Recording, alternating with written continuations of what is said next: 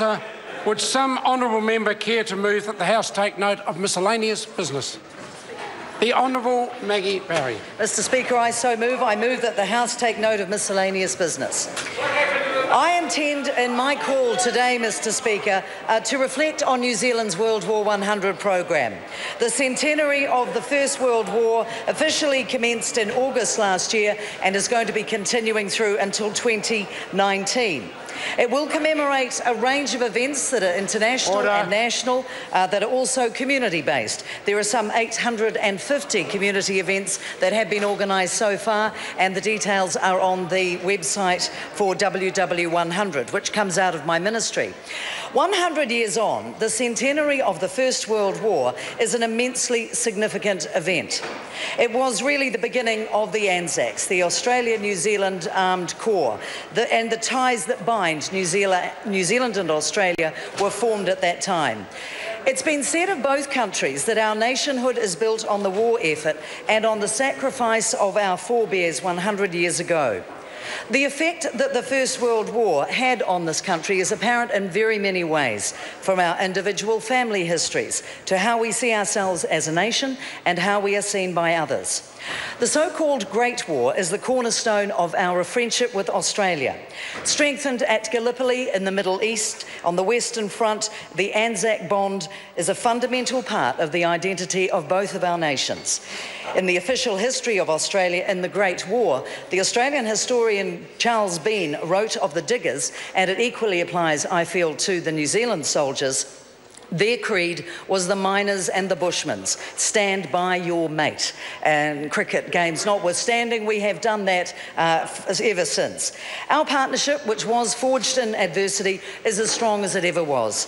100 years on, the centenary of the First World War is an immensely significant event to all of us. It is something that we need to take note of, and with some respect, which is not shown currently by the members opposite.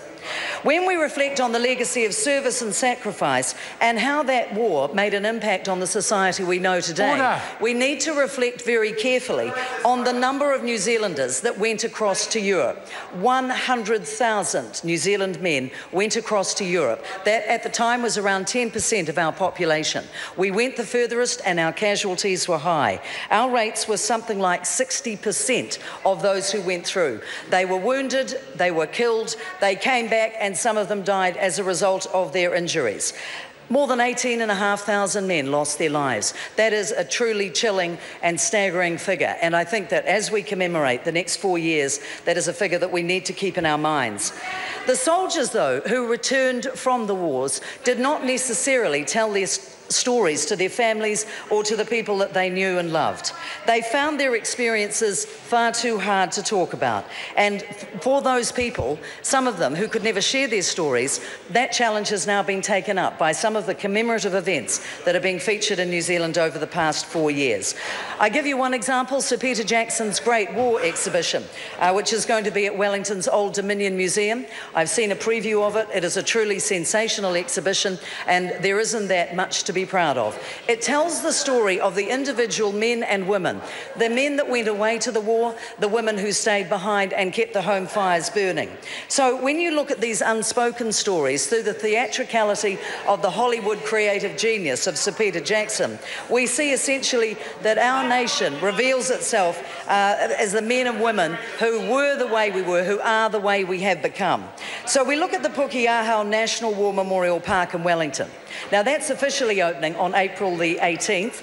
I was at the dawn ceremony last week. It's a very special place, and in it there will be a context of the what we call the War Memorial Gardens, really. The Australian one, it is fitting, is the first of those.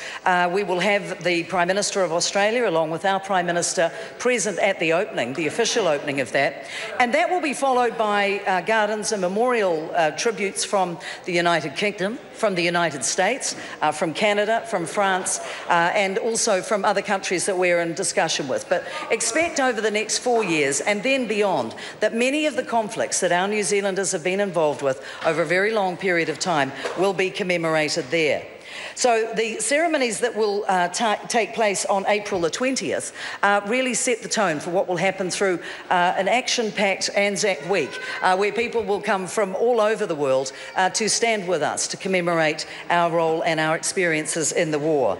As the Minister for the World War I commemorations, I've been deeply impressed by the work that has been done at Pukeahau.